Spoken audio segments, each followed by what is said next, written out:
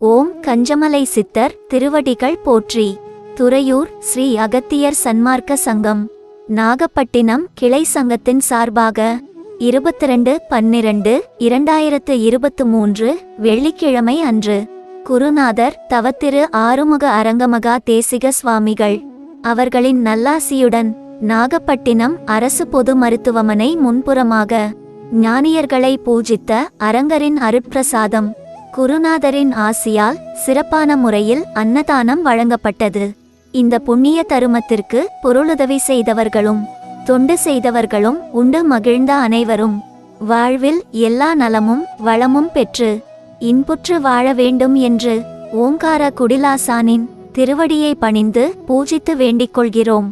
மேலும் இது போன்ற தான தரும பணிகளில் தங்களால் இயன்ற பொருளுதவி செய்ய தொடர்புக்கு திரு சிங்காரவேல் 9443224532.